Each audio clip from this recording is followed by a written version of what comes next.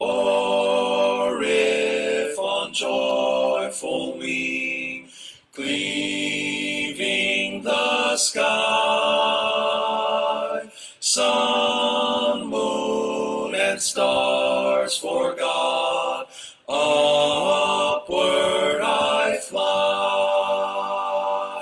Still all my song shall be nearer, my God, to thee, nearer, my God, to thee, nearer to thee.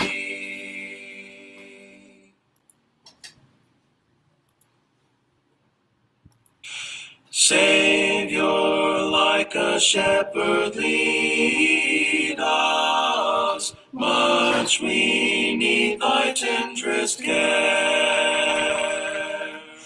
In thy pleasant pastures feed us. For our use thy folds prepare. Blessed Jesus, blessed Jesus, thou hast bought us, thine we are. Blessed Jesus, blessed Jesus, thou hast bought us, thine we are. We are thine, do thou befriend us, be the guardian of our way. Keep thy flock from sin, defend us, seek us when we go astray. Blessed Jesus, blessed Jesus, hear, oh, hear us when we pray.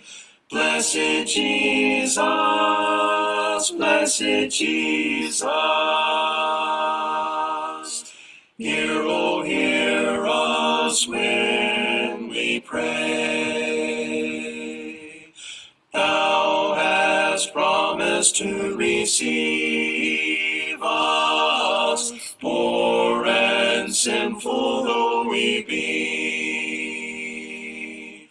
Thou hast mercy to relieve us, grace to cleanse and power to free. Blessed Jesus, early let us turn to Thee. Blessed Jesus,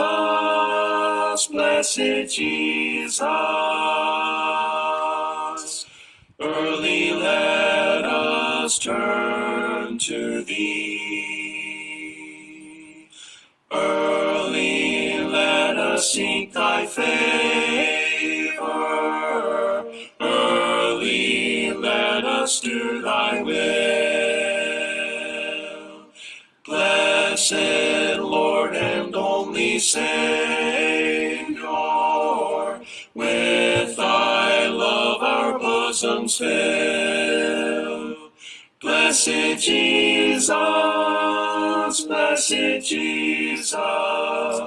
Thou hast loved us still. Blessed Jesus,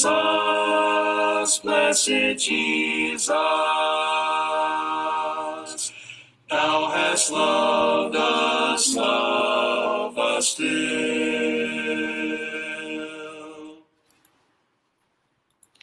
Magandang gabi mga kapatid. Nasaya ati RBE sa iyo amin kakabsat. Maayong gabi sa iyong tanan mga kaigsuonan. Maya babay kareng kapatid. Good evening to all brethren.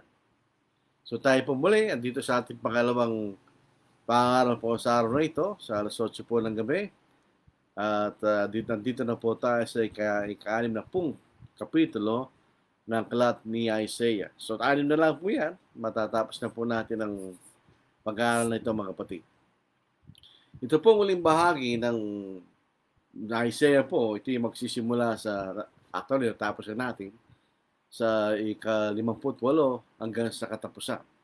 Chapters 58 to 66. Ano po? Yung kagabi, dahil nalampasan po natin, chapter 58, ito po yung right and wrong observances of fasting and Sabbath. Sa chapter 59, ito po yung sin, the wall of separation. Dito po sa chapters 60 at saka 61, the glorious Zion. Chapter 62, salvation is drawing near. Chapter 63, vengeance, mercy, and a prayer. Chapter 64, a fervent prayer. Chapter 65, God's response to prayer. At yung pinakahuling kapitulo, God's judgments, Zion's rejoicing. Ito yung po ang ating nalalabing mga kapitulo. Actually, 16 tayo na po. So, a glorious Zion, unang bahagi, part 1, mga kapatid. So, itong kapitulong ito, pinakikilala po yung kalalatihan ng dumarating na Israel. Hindi po ito yung physical na Israel. Obviously, ito po yung spiritual Israel, mga kapatid.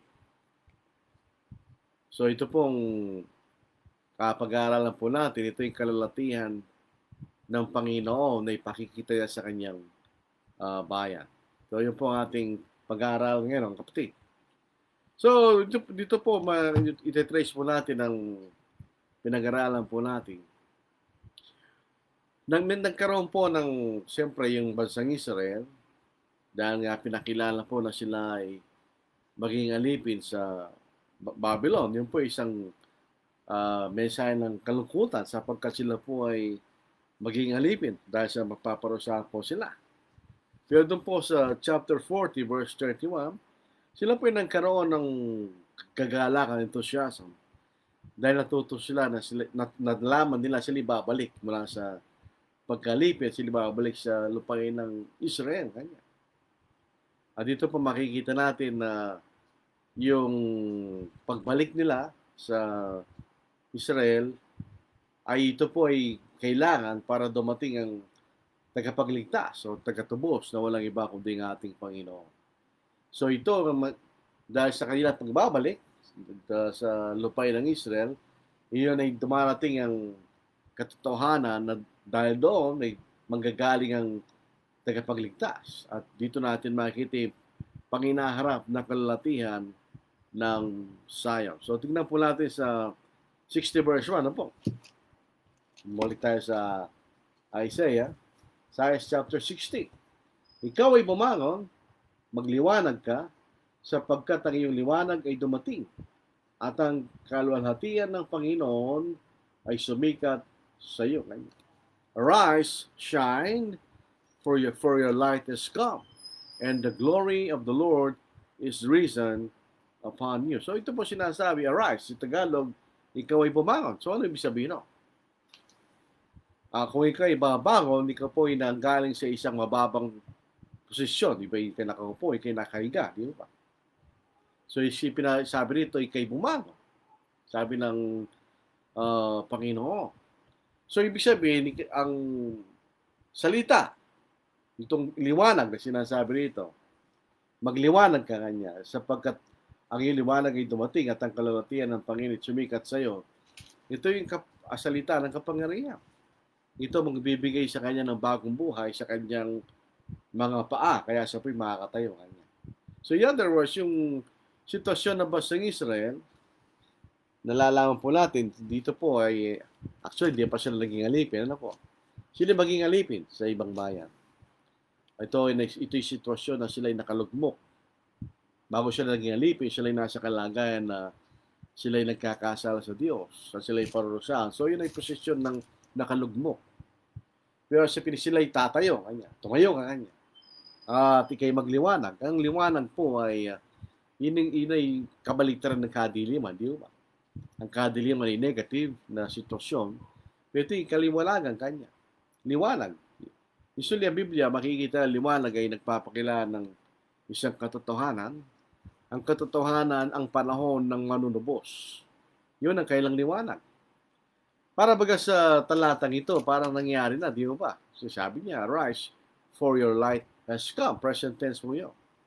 Pero actually, hindi pa. Ito pa rin ay pangako. Subalit dahil ang Diyos sa nagsabi, ito'y matutupad. Yan po ang dahilan kung bakit ang Diyos pwede siya magsalita ng mga bagay na hindi pa nangyari, na parang nangyari na, o sa kasalukuyan nangyayari. Dahil kung ang Diyos ay nagsalita, ito'y kanyang gagawin. Kanya. Ito po ay sapagkat siya ay mayroong kapangyarihan na gawin ang mga bagay na kanyang ipinangako. Di ba? Makita natin. Pagka tayo po ay gumising na maaga at tayo titingin sa silangan, makikita natin ang araw na biglang liliwanag doon sa silangan. Di ba? Makikita natin ang kalalatian ng araw doon. Kuminsan, hindi natin pinapansin yun na ordinaryo, araw-araw, ang araw ay sumisikat, ang araw ay lumulubog. Pero makikita natin na mayroong kagandahan doon sa pagsikat ng araw, di ba? Ito ay pagpapakilala ng pag-asa. Gayun din ang kalalatian ng Diyos na para bagang araw ay sisikat. Ito ang kalalatian ng Diyos ay sisikat sa Zion kanya. Hindi po sa Israel na physical, kundi ang spiritual na Zion. Ang kalalatian ng Diyos ay sisikat doon. Kailan mangyayari? Pagka yung sinasabing salita o verbo o word doon sa John chapter 1, ano po? Kapag yung salita na yon nakasama ng Diyos at siya'y Diyos, ay magkakatawang tao at ipapayag niya ang kalalatian ng Ama sa kanyang buong ningning at kalalatihan. Dito po sa John, basahin natin. Sa John chapter 1 verse 14. Pagdating po ng Panginoon, ay pag yung salita ay nagkatawang tao, yan ay walang iba kundi ang ating Panginoon. Walang tuda po yun. Ano po? Sa 14 kanya. At naging taong salita. At tumahang kasama namin at nakita namin ang kanyang kaluhalatian. Nakita nilang kalalatian ng ating Panginoon. Ano klaseng kalalatian ng ating Panginoon? Sabi dito, kalalatian gaya ng tanging anak ng Ama, puspos ng biyaya at katotohanan. Yun ang nakita nila sa ating Panginoon para bagang ang kalalatihan ng Ama kanya. Ika-18, walang sino man nakakita kailanman sa Diyos. Ang Diyos sa tanging anak na nasa kantuan ng Ama ay nagpakilala sa Kanya. Tingnan niyo itong salin na ito. Ano po? Tingnan niyo yung salin na ito. Ang Diyos na tanging anak na nasa kantungan ng Ama ay nagpakilala sa Kanya. Tingnan niyo ang salin dito sa baging ito, mga kapatid. Ayusin ko lang po itong marker ko sa aking Biblia para makabalik tayo sa Isaiah chapter 60. Tingnan po natin, kumpara natin dito sa New King James. Dito sa John chapter 1, dito sa verse 18, ano po? No one has seen God at any time. The only begotten Son, who is in the bosom of the Father, He has declared Him. Sa 1:18, dito sa Tagalog, ito ay sinunod niyang talata na po. The only begotten God. Kaya dito po sa Tagalog, yan ang salin. The only begotten God. Kanya. Walang sino man nakita kailanman sa Diyos, ang Diyos na tanging anak na nasa kantuan ng Ama na nagpakilala sa Kanya. So yung anak ay Diyos. Ayon po sa talatang ito, di ba? So nakita nila ang kalalatihan at kaning pangning ng Diyos sa pamagitan ng ating Panginoon. Kaya po doon sa John chapter 14, sabi ni Philip, ipakita mo sa amin ang Ama at sapat na sa amin Kanya. Ang sagot ng Panginoon, matagal mo na akong kasama, Philip, at sasabi mo, pakita ko sa iyo ang Ama Kanya. Ang nakakita sa akin Kanya ay nakakita na sa Ama. So in other words, kung nakita mong anak at nakilala mong anak, ay ganyan din ang Ama Kanya. Sapagkat pareho sila na Diyos na maluwalhati. Pinasa na po natin, ano po, dito sa verse 2. Balik tayo sa Isaiah. Sapagkat narito tatakpan ang lupa ng kadiliman at na makapal na dilim ang mga bayan, ngunit ang Panginoon ay sisikat sa iyo at ang kanyang kalalatian ay makikita sa iyo Kanya. For behold, the darkness shall cover the earth, and deep darkness the people. But the Lord will arise over you, and His glory will be seen upon you. So yung pong kadiliman, ano po, yun ay nagpapakilala ng pagkakasala.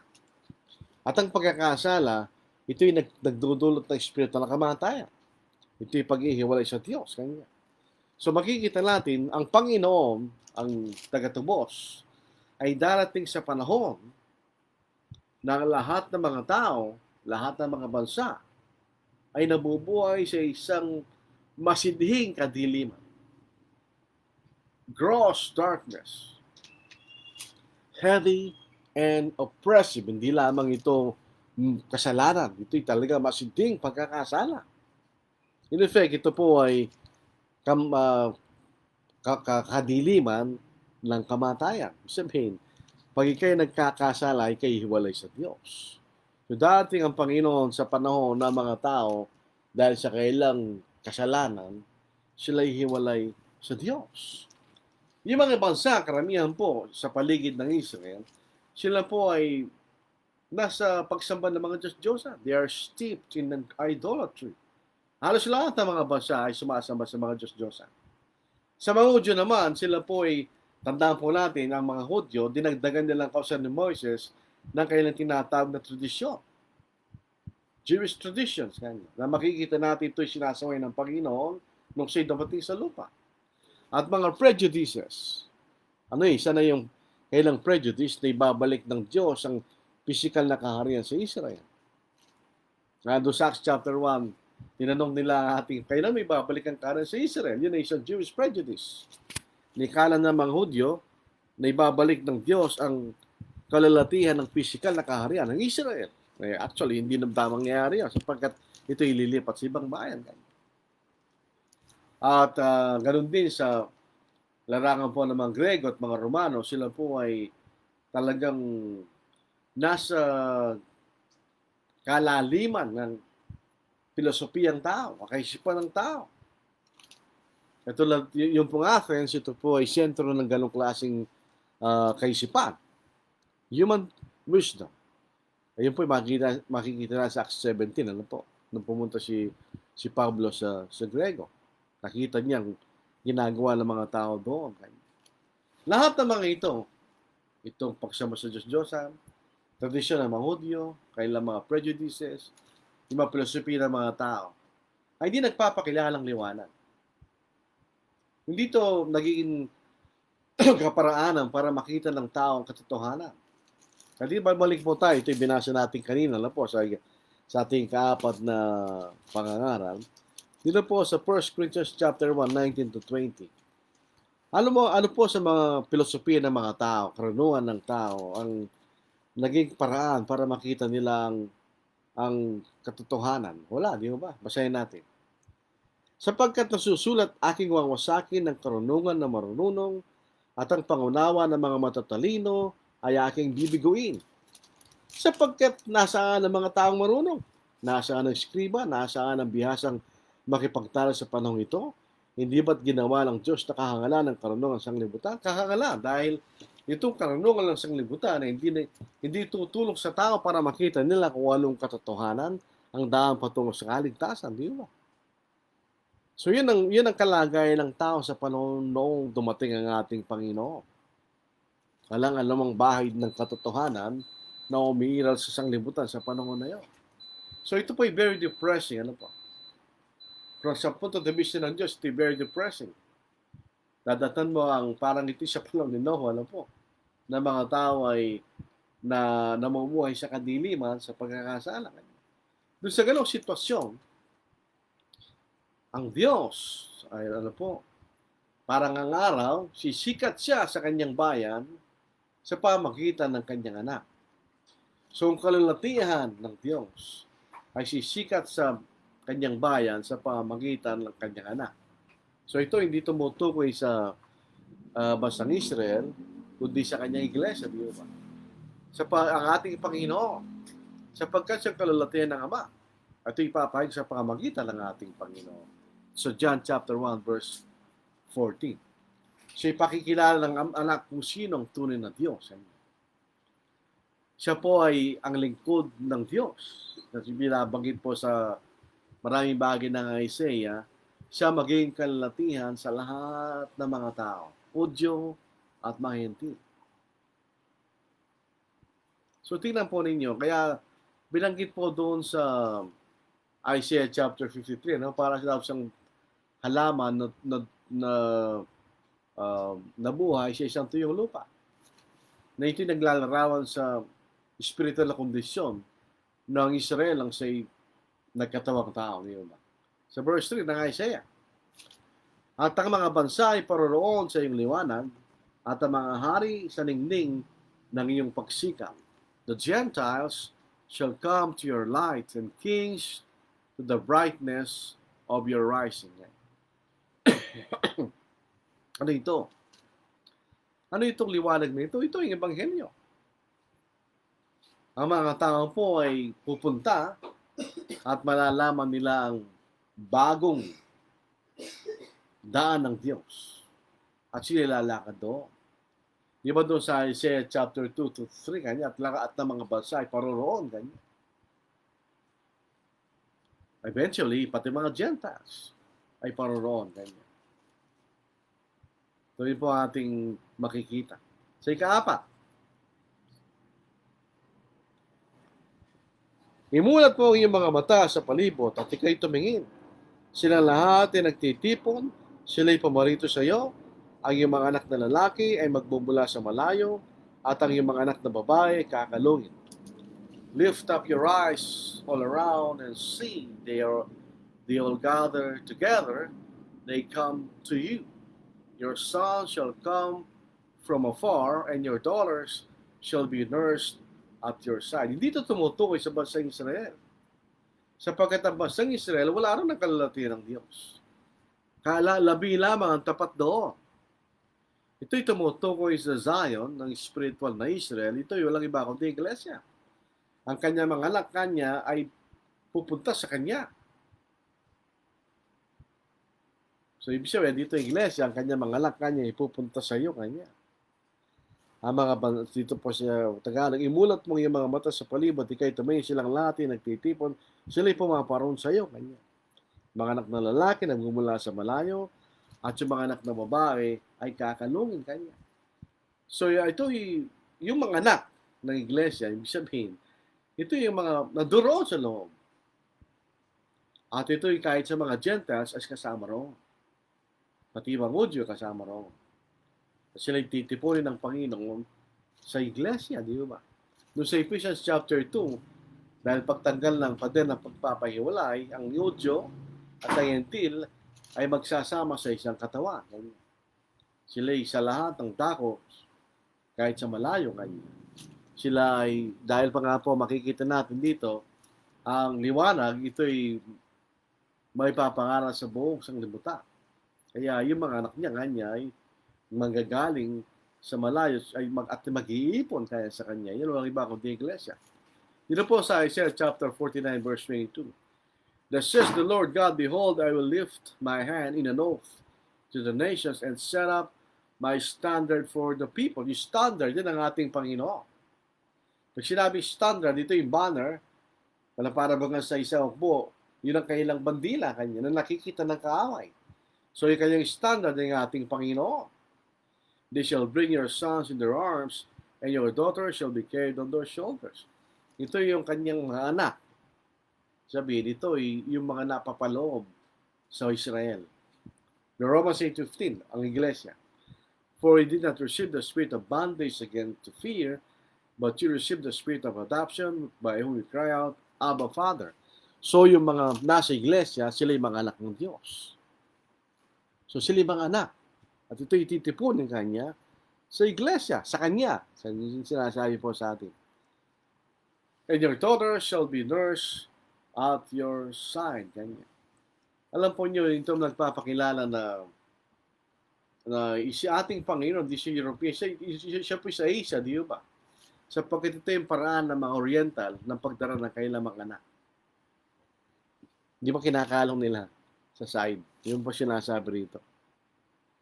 Sa ikalima, kung magkagan ikaw ay makakita at maliliwanagan at ang iyong puso ay manginginig sa tuwa at magagalak, sapagkat ang kasaganaan ng dagat ay dadalhin sa iyo at ang kayamanan ng mga bansa ay darating sa iyo.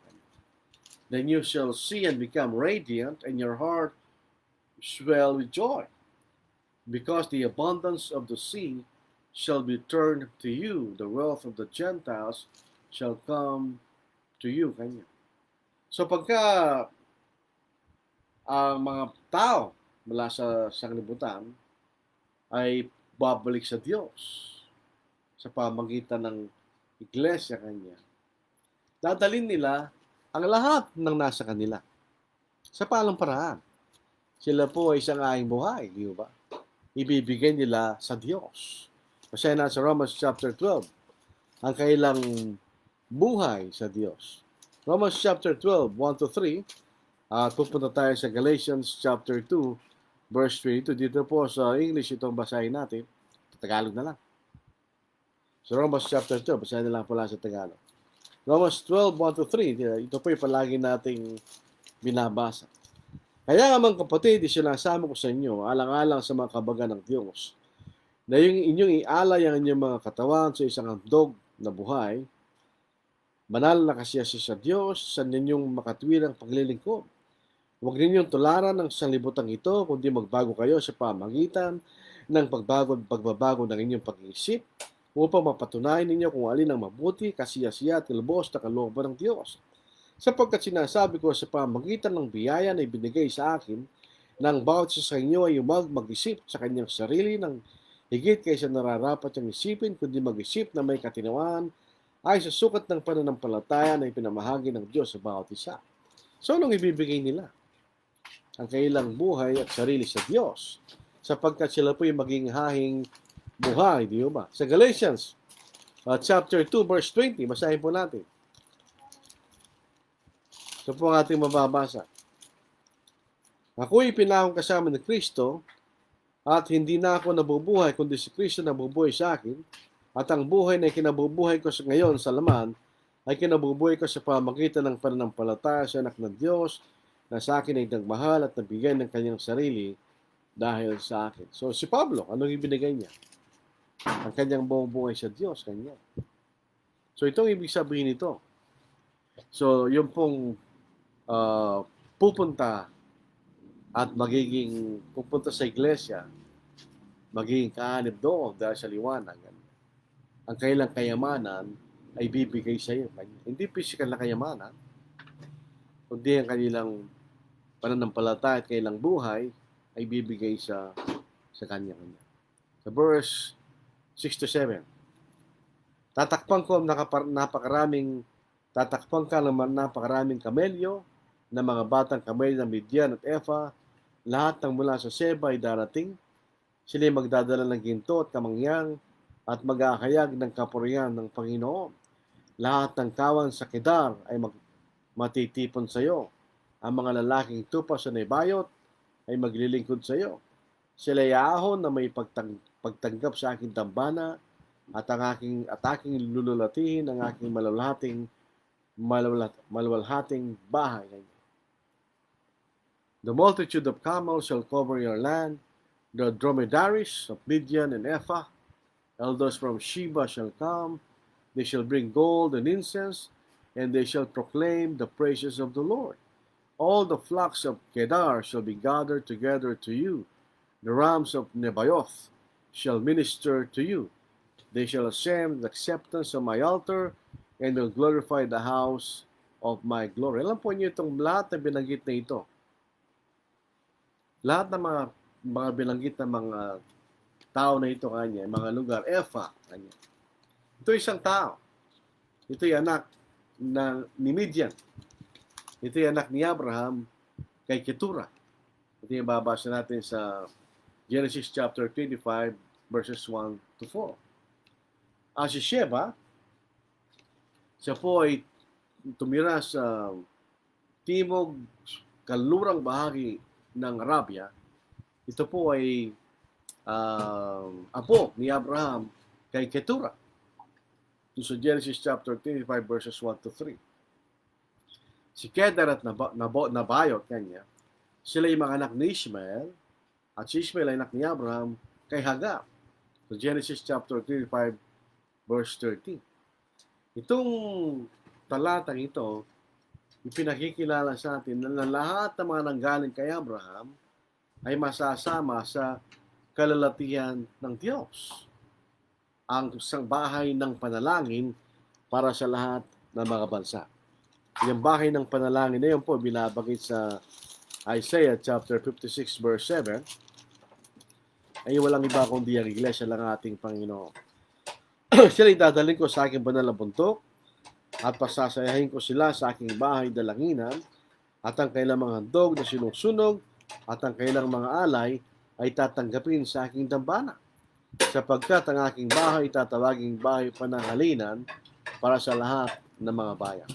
Hindi po ito tumutukol sa templo sa Jerusalem, sapagkat ang templo sa Jerusalem ay para sa mga Hudyo lang yun.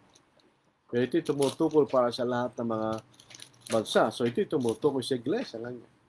So kahit po yung mga iba't ibang lahi na nanggaling kay Abraham ay mapupunta doon sa iglesia kanya. Ikawalo, talata, hanggang ikasyam. Sino ang mga itong lumilipad na parang ulap at para mang kalapati sa kailang mga bintana? Tunay na mga pulo ay maghihintay sa akin at ang mga sasakyan dagat ng Tarsis ay siyang mangunguna upang dalhin ang iyong mga anak mula sa malayo, ang kailang pilak at ang kailang ginto na kasama nila dahil sa pangalan ng Panginoong Diyos at dahil sa banal ng Israel sapagkat kanyang nilwalhati ka. Sa ating New King James, ano po? Who are those who fly like a cloud and like doves to their roost?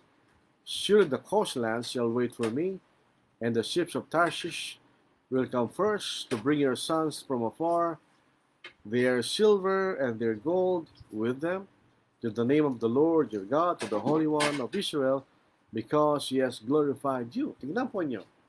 Ito yung natupad sa pangalan ng Ebanghelyo. Mula sa malayo kanya, di ba? Your sons from afar kanya. Sa Matthew chapter 28 verse 19, umayo kayo at gawin niyong alagad ang lahat ng mga bansa na sila'y bautismo sa pangalan ng Ama, ng Anak, Espiritu Santo. Ito is lahat ng bansa, di ba? Sa Mark 16 verse 15, at sinabi sa kanila, umayo kayo sa buong sanglibutan at ipangalang ibanghelyo sa bawat nilalang. O sa bawat kinapa, doon sa lumang salin po ng Tagalog. So, ibig sabihin, sa mga malayo kanya sa iba't ibang lugar kanya, ay ipapangaral ang kalalatian ng Diyos sa pamagitan ng Ebanghelyo. Dito po sa 10, itatayo ng mga tayuhan ng kuta mo, ang kailang mga hari maglilingkod sa iyo, sapagkat sa aking puot ay sinaktan kita, ngunit ang aking biyaya, ako sa iyo ay naawa. The sons of foreigners shall build up your walls, and their kings shall minister to you. For in my wrath I struck you, but in my favor I have had mercy on you. Ito mga tinatawag na kuta o walls, hindi po ito literal na wall sapagkat ang bansang ito hindi siya literal na bansa. Ito ay isang spiritual na bansa, di ba? Dito po sa Isaiah chapter 36 verse 1. In that day, this song will be sung in the land of Judah. We have a strong city. God will appoint salvation for walls and bulwarks. So, ang mga kuta, ano po, ito'y ginagawa para proteksyonan ang isang lungsod. Pero ito, hindi ito literal na kuta. Ito'y kaligtasan kanya. We have been with child, sa verse 18. We have been in pain. We have, as it were, brought forth wind. We have not accomplished any deliverance on the earth, nor have the inhabitants of the world fallen. Kanya. So yun ang spiritual na bayan po ng Diyos. Kanya. Ang pananggalang nila ay ang kaligtasan laban sa kasalanan. Sa nakaraang panahon, sa physical na Israel, ano po, ginamit ang Diyos ang mga dayuhan para sirain ang kuta ng Jerusalem sa ilalim po ng physical na bansa ng Israel. Pero sa bagong bansa, gagamitin ng Diyos sa may Hentil upang itayo nila yung mga kuta. Pero hindi ito physical na kuta. Ano po? Ang kuta ay kaligtasan. So yung mga Hentil ay gagamitin ng Diyos para ikalat nila ang Ebanghelyo at magbibigay ng kaligtasan para siya kapupuri ng Diyos. So ito sinasabi rito. Yung mga kuta rito ay hindi po literal na kuta. Sapagkat ito hindi siya literal na bansa.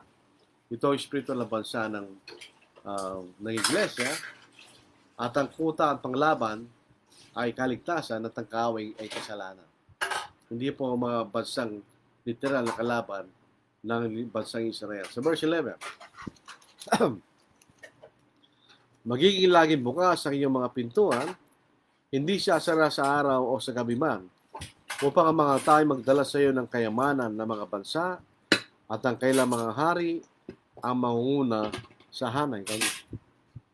Therefore your gates shall be open continually, they shall not be shut day or night, that men may bring to you the wealth of the Gentiles and their kings in procession.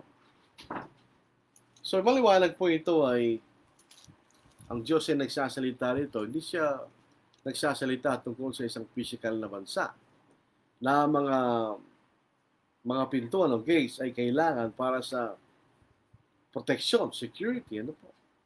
Kaya nga po nung magbalik sila sa kanilang lupain, ang misyon ni Nehemiah ay kanyang muling itayo ang kuta ng Jerusalem, yung walls of Jerusalem. Ito'y kanyang muling itinayo, ni-repair, ano po.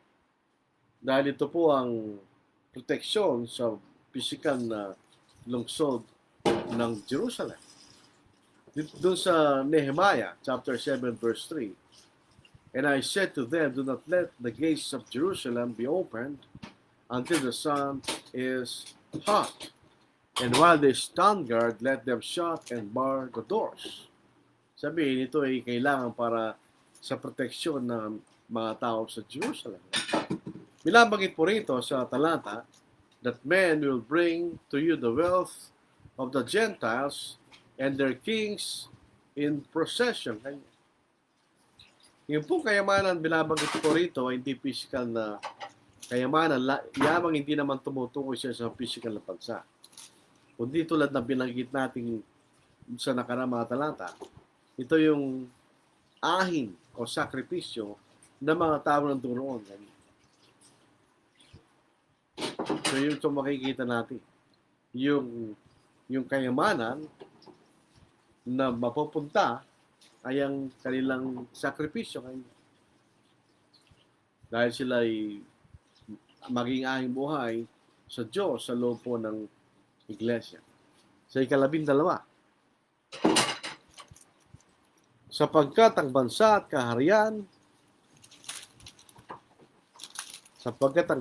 kaharian ay hindi maglilingkod sa iyo mamamatay. At ang mga bansang iyon ay malilipol ng lubusan. So, tansinin po natin, hindi po ito patungkol sa isang literal na digma. For the nation and kingdom which will not serve you shall perish, and those nations shall be utterly ruined. Hindi po ito physical na digmaan. Yung po mga taong willingly na naglingkod sa Diyos at ibinigay lang kailang sarili sa Diyos ay mabubuhay. Sila ay maliligtas. At ang pinag-uusapang kaligtasan rito ay spiritual na kaligtasan. Ngunit yung mga tatanggi, hindi susunod sa Diyos, sila po ay parurusahan ng Diyos. Sila ay lubusang parurusahan ng Diyos. Dito po sa Micah, chapter 5, verse 15, and I will execute vengeance in anger and fury on the nations that have not heard. So, magiganti ang Panginoon laban sa mga bansa na hindi nakinig sa mensahe ng Diyos. So, 13.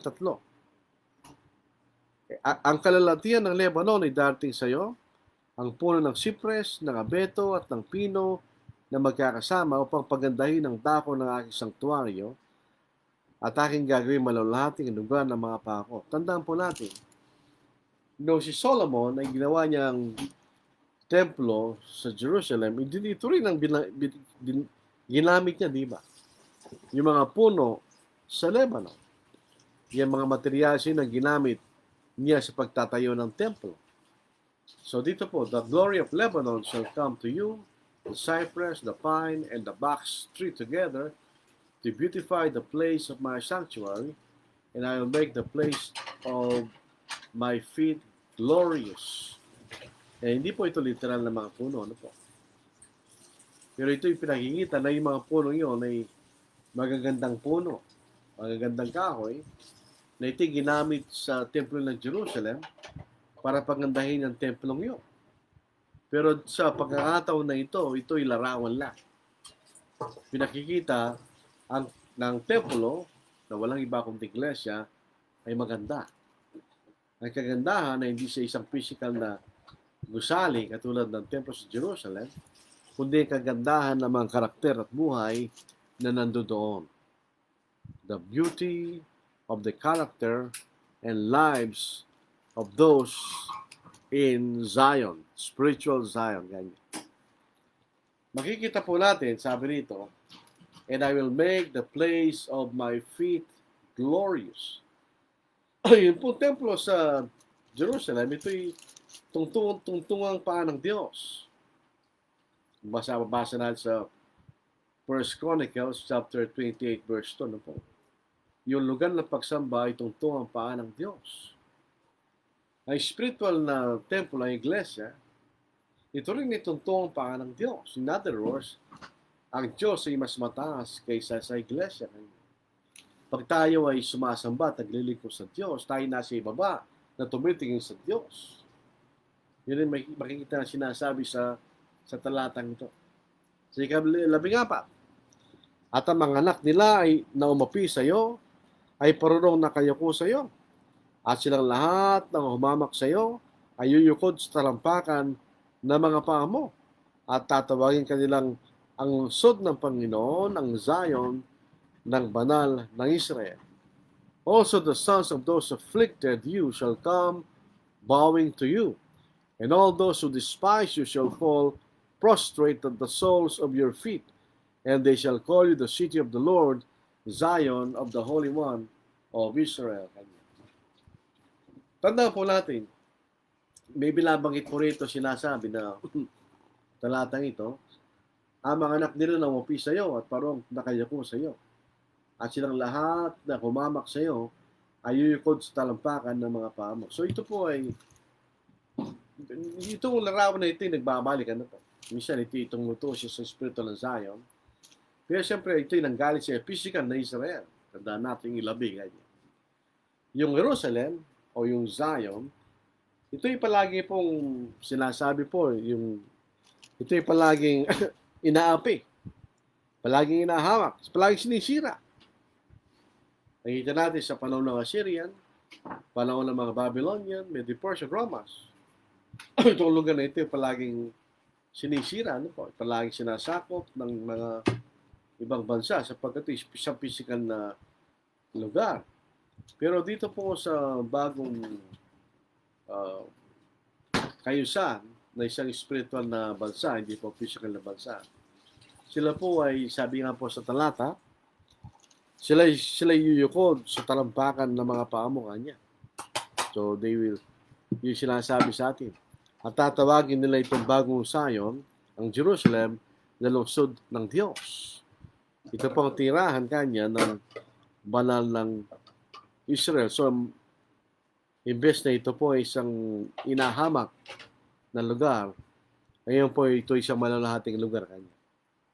Okay, of course, hindi ito lugar, ito ay isang spiritual na lugar, ang iglesia. 15. Yaman ikaw ay napabayaan at kinamuhihan, na anupat walang tao na sa iyo durmaraan, gagawin kitang walang hanggang karilagan, na sa maraming salinlahi ay kagalakan. Whereas you have been forsaken and hated, so that no one went through you, I will make you an eternal excellence, a joy of many generations. You. Sino yung you? yung unang you kanya, ito yung lumang physical na Israel or Zion kanya. Yung pangalawang you, I will make you kanya. Ito yung bago at spiritual na Israel at Zion kanya. Itong lumang bansang Israel, so tulad po sa ating pag-aaral, pinabayaan nilang Diyos. Pinabayaan nilang Diyos.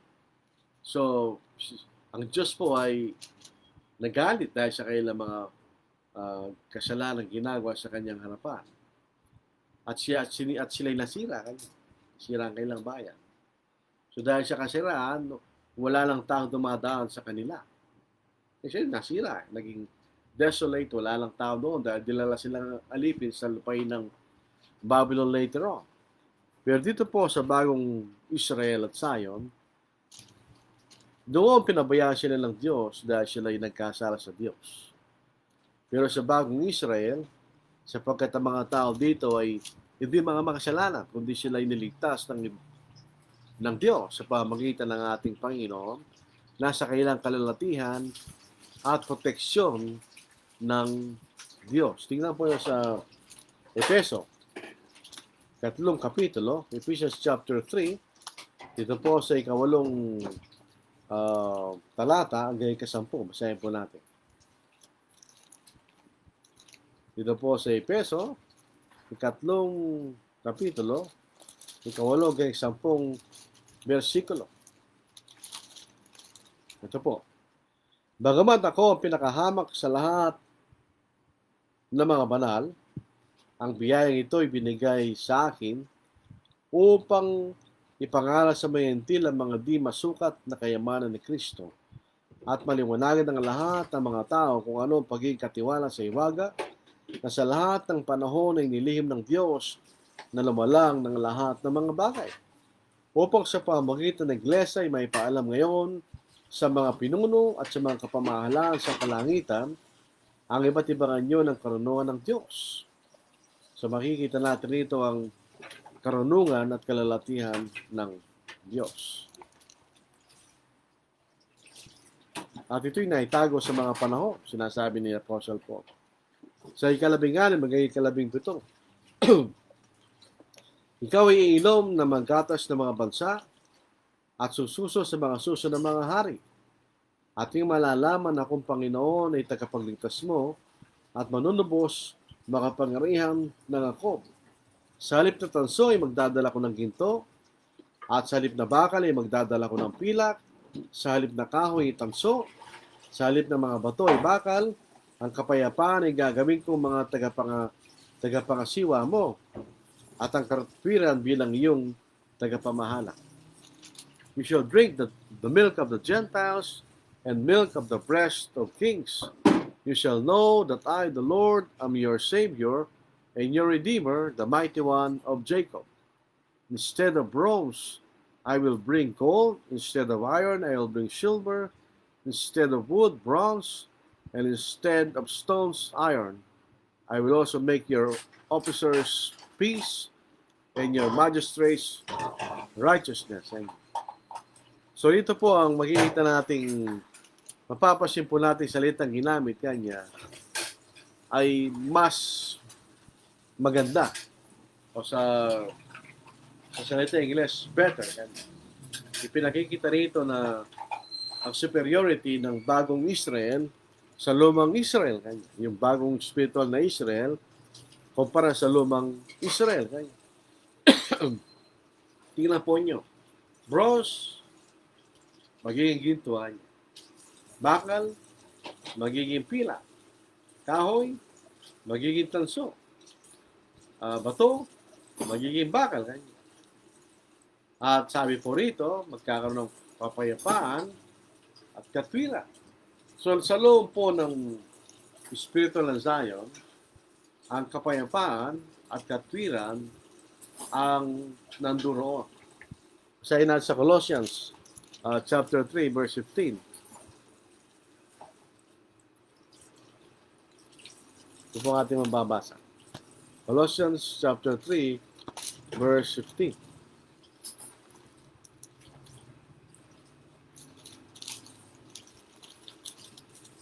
Ito po ang ating makikita. At maghari sa iyong puso ang kapayapaan ni Kristo, na doon itinawid din kayo sa isang katawan at kayo magiging mapagpasalamat. So sa loob po ng iglesia, ang mga Kristiyano ay may kapayapaan ng ating Panginoon. Doon po sa Hebrew chapter 1 verse 8, inilarawan ang karakter ng kaharian ng ating Panginoon. Basahin po natin. Sa Hebreo chapter 1 verse 8. Ngunit tungkol naman sa anak ay sinasabi niya, ang iyong trono, Diyos, ay magpakailanman at ang siyetro ng katwiran ang siyang siyetro ng iyong kaharian. So yung pagkakaroon po ng kapayapaan at katwiran ay nandoon po sa mga tao na sa bagong Zion o sa iglesia ng ating Panginoon. Ika-18. Hindi na maraninig siyang lupaan ng karahasan, ni ang pagkawasak o pagkagiba sa loob ng iyong mga hangganan. At ang iyong pader ay tatawagin mong kaligtasan at papuri ang iyong mga pintuan. And violence shall no longer be heard in your land, neither wasting nor destruction within your borders, but you shall call your walls salvation and your gates praise. Sa physical na Israel, ito ay isang physical na bansa. So, natural lamang sa anumang physical na bansa, kailangan niyang proteksyonan ng kanyang sarili laban sa kaaway para magkaroon ng physical na kapayapaan sa loob ng bansang iyon. Ganyan talaga kalakaran ng mga physical na bansa. Kapag mayroong mga sumasakop sa kanila, kailangan nilang proteksyonin ang sarili nila. Di ba? Kaya may digmaan at may tinatawag na karahasan sa gayong bagay. Pero sa bagong Israel, hindi po ito isang physical na kaharian. Ito isang spiritual na kaharian. At sinasabi po sa Lucas chapter 17, 20-21, ang kaharian po ng Diyos ay hindi mo siya makikita kanya.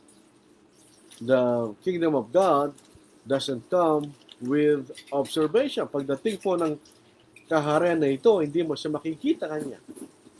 Palibhasa tinanong si Jesus ng mga Pariseo kung kailan darating ang kaharian ng Diyos.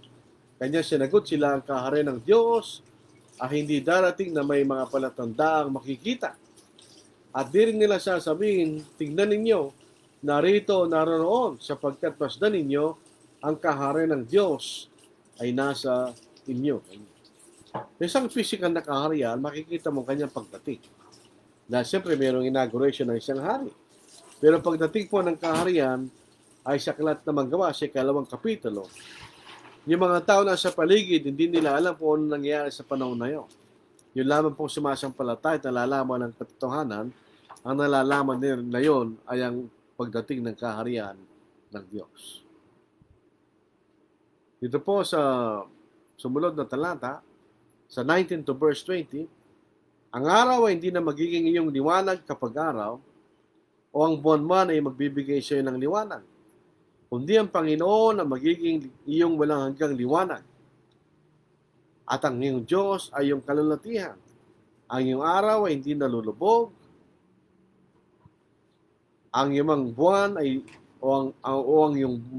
ang iyong buwan ay lulubog, sapagkat ang Panginoon ay maging iyong walang hanggang liwanag, at ang mga araw ng iyong pagtangis ay matatapos. The sun shall no longer be your light by day, nor for your brightness shall the moon give light to you, but the Lord will be to you an everlasting light, and your God your glory. Your sun shall no longer go down, nor shall your moon withdraw itself. For the Lord will be your everlasting light, and in the days of your mourning, shall be ended. Sa isang physical na syudad, siyempre, ang araw at ang buwan ay ang pinanggagalingan ng liwanag, ng init at ng kalakasan, heat and energy, di ba? Kung ang pinag-uusapan po sa espiritu na kalakaran at sa isang hindi literal na kahulugan, ang liwanag po ay maaaring tumukoy sa karunungan ng tao, human wisdom. Pero makikita natin ang karunungan ng tao ay walang maiambag doon sa kagandahan ng spiritual na syudad ng Jerusalem, ng iglesia, kundi magdaragdag lang ito ng kalituhan at kadiliman. Sa sapagkat ito'y karunungan ng tao. May sinasabi rito ang Panginoon ang siyang pinanggagalingan ng liwanag. In other words, ito ang katotohanan.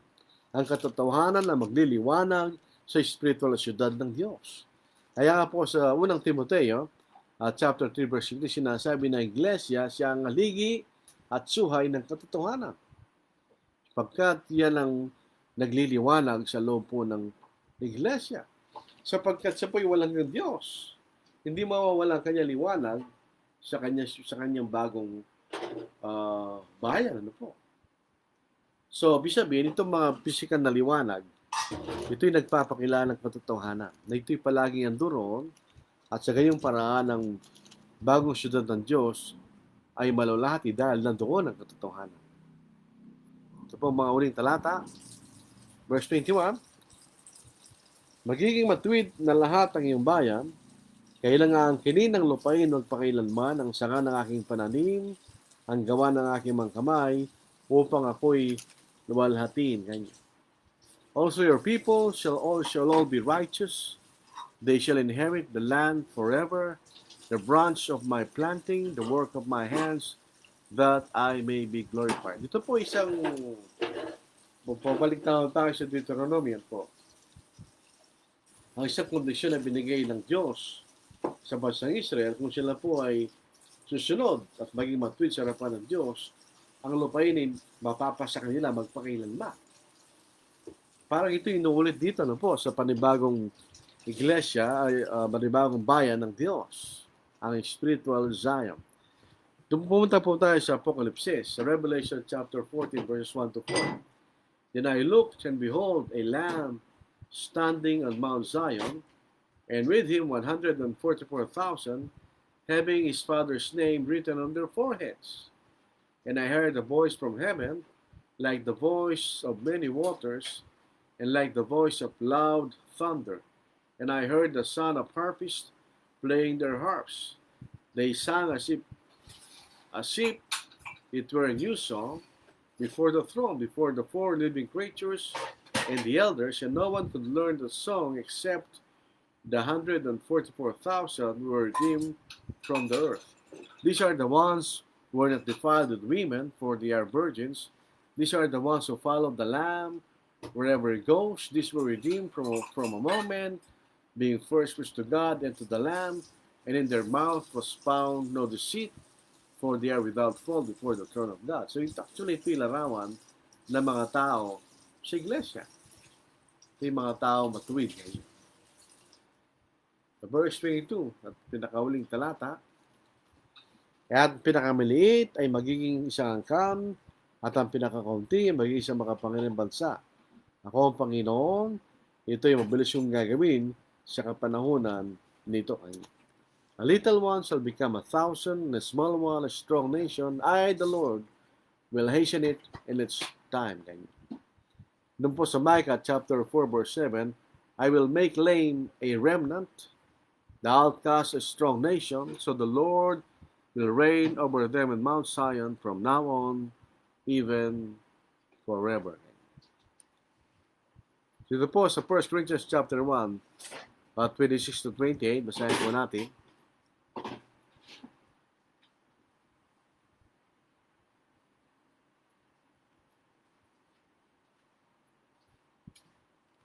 For is your calling, brethren, that not many wise according to the flesh, not many mighty, not many noble are called. But God has chosen the foolish things of the world to put to shame the wise, and God has chosen the weak things of the world to put to shame the things which are mighty, and the base things of the world, and the things which are despised, God has chosen, and the things which are not, to bring to nothing the things that are, that no flesh shall glory in His presence. Yun ang ibig sabihin na yung isang maliit ay naging 1,000 kanya. At ang isang maliit ay naging isang malakas na bansa. Ang mga tao sa iglesia ay mga taong hindi makapangyarihan, hindi mayaman, ng 1,000 kanya. Itong hulang ito kanya ay matutupad ayon sa sinasabi ng Panginoon na ito'y magkakaroon ng kanyang kaharian. Doon sa Mark chapter 14-15, malapit na ang kaharian kanya. At ito'y dumating sa pamagitan ng ating Panginoon, itinatag niya ang kanyang kaharian.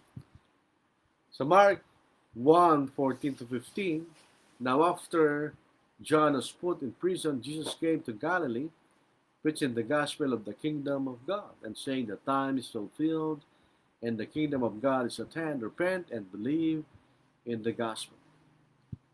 Sa Galatians chapter 4 verse 4, but when the fullness of the time had come, God sent forth His Son, born of a woman, born under the law, at siya nagtatag ng kaharian ng Diyos.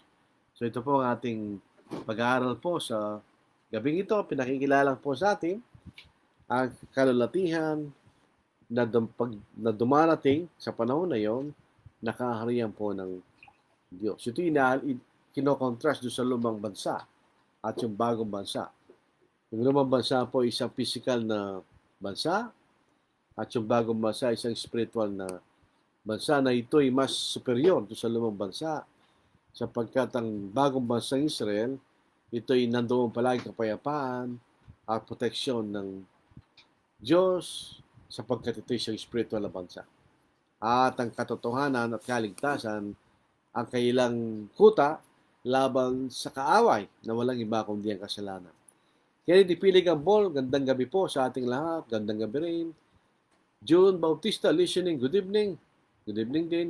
Aljan Acampo watching and listening. Michael David Quinto, good evening po, good evening din. Rafael Ortiz, present po. Arnold Dasilo, gandang gabi po brother, gandang gabi rin. Sarah Kiambao Castilla, magandang gabi po, magandang gabi rin sister. So ito po ang ating pag-aaral po sa gabing ito.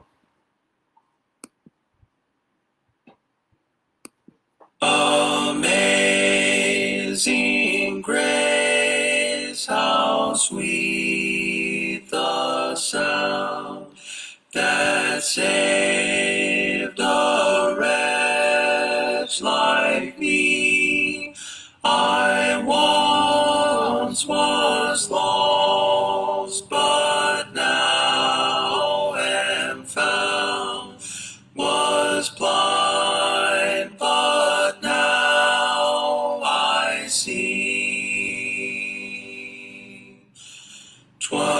grace that taught my heart to fear, and grace my fears relieve.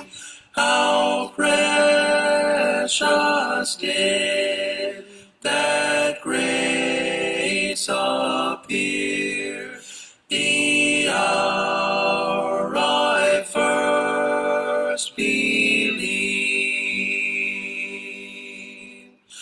Through many dangers, toils, and snares, I have already come. 'Tis grace has brought me safe thus far, and grace will lead me home. The Lord has promised good to me. His word my hope secures. He will my shield and portion be, as long as life endures. And when this flesh and heart shall fail, and mortal life shall cease, I shall possess within the veil a life of joy and peace. The earth shall soon dissolve like snow, the sun forbear to shine, but God who called me here below will be forever mine. When we've been there 10,000 years, bright shining as the sun, we've no less days to sing God's praise than when we first begun.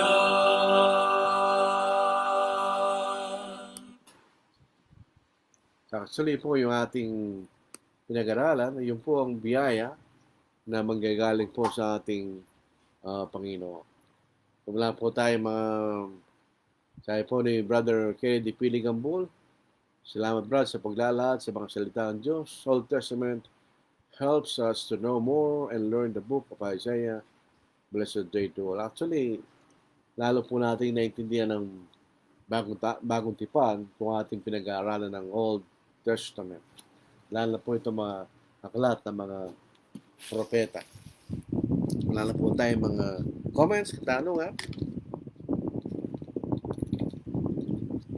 Yun pong Isaiah 61.